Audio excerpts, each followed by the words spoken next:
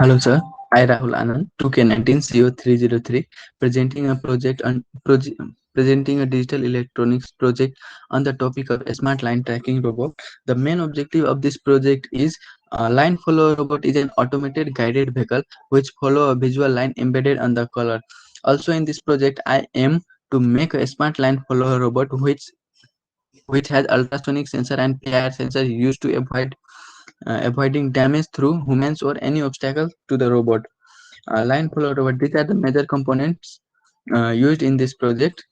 Voltage regulator IC working. It accepts the input and provide the marked output. If the input is less than the marked output, then no change occur. But if it is more than the excess voltage, it changes into the heat. I'm explaining the main part of this project. Concept of line tracking robot. Problem in line tracking robot: if any obstacle come in front of the path, then the robot can't detect the obstacles. It isn't possible to make a line on the floor. IR sensor can easily get damaged by rough floor. Proposed model: these are the components used in this project. Working of ultrasonic sensor.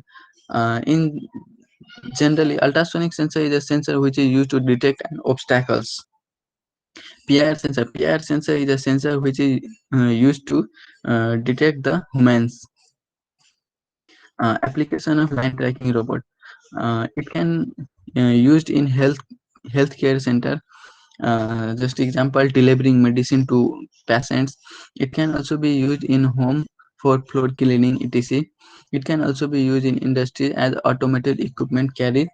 It used in hotels. They are being used for the transferring of things from one place to another, following a straight path, like in a white line or in black lines.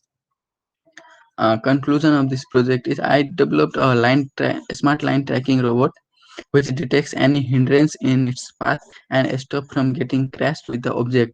Also, it detects humans and notify the person through a buzzer that it is very close to it, causing hindrance to its path. Thank you. Now I am directly going to the simulation part.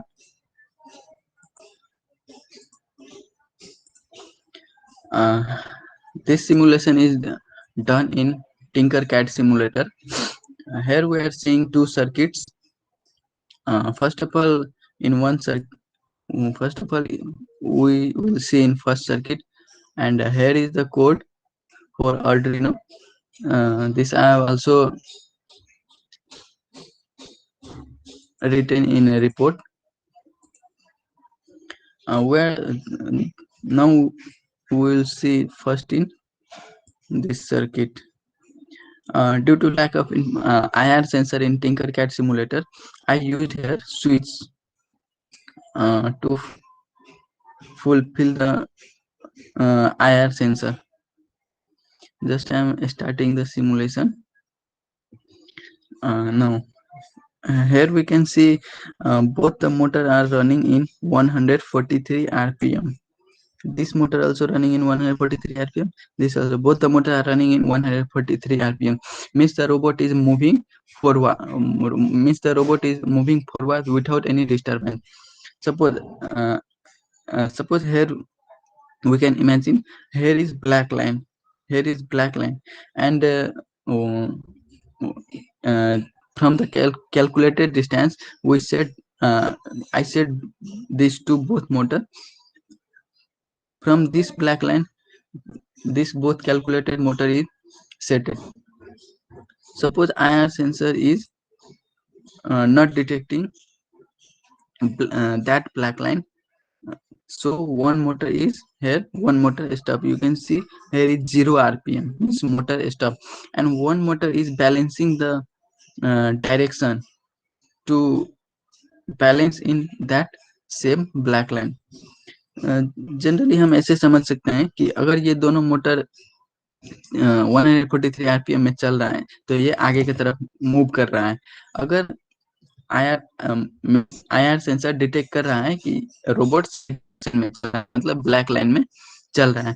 अगर IR sensor detect नहीं, अगर IR sensor को लगेगा जब मैं यहाँ switch बंद कर दिया तो IR sensor black line detect नहीं कर रहा है, मतलब एक वन मोटर स्टॉप से एंड एक मोटर चल रहा है, वो बैलेंस कर रहा है कि फिर उसको ब्लैक लाइन में ले जाएगा, फिर अगर infrared sensor black line detect करेगा तो ये आगे चलने लगेगा। जनरली ये सर्किट रोबोट को डायरेक्शन डायरेक्शन राइट डायरेक्शन में ले जाएगा। अगर ब्लैक लाइन से हट के अगर इधर उधर चलने लगा तो ये फिर इंफ्रारेड से तो रोबोट रुक जाएगा, एक मोटर उसको बैलेंस करेगा और फिर ब्लैक लाइन में ले जाएगा, फिर ये दोनों फिर रोबोट आगे चलेगा। अब हम दूसरे सर्किट में देखते हैं। In this circuit I have used one ultrasonic sensor and one PIR sensor. Ultrasonic sensor is used to detect obstacle.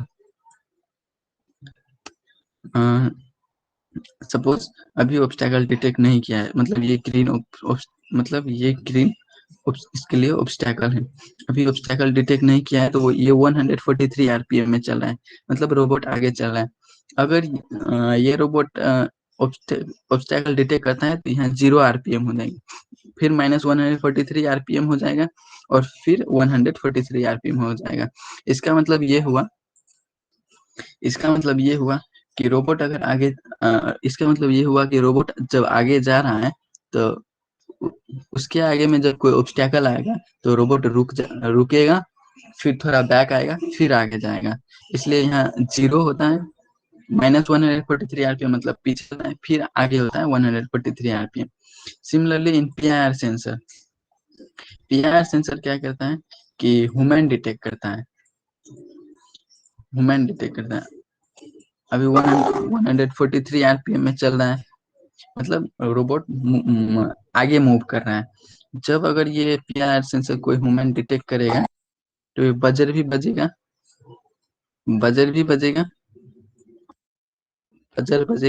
और यहाँ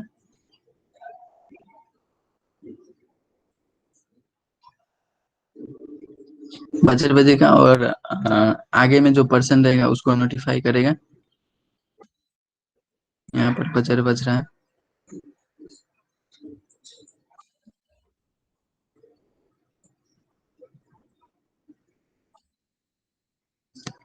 और फिर इसमें भी रोबोट 0 आरपीएम पे जाएगा।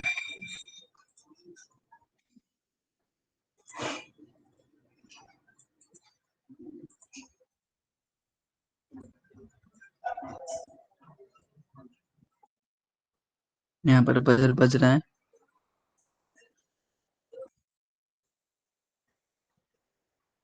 और ये आदमी को मतलब आगे आगे में जो पर्सन रहेगा उसको नोटिफाई करेगा, फिर पर्सन हटेगा, फिर ये रोबोट आगे जाएगा 143 आरपीएम प्लस 143 आरपीएम, मतलब ये आगे जा रहा है।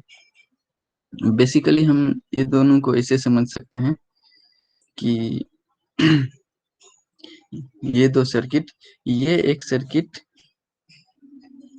सर्किट रोबोट को सही डायरेक्शन में ले जाने के लिए काम आ रहा है।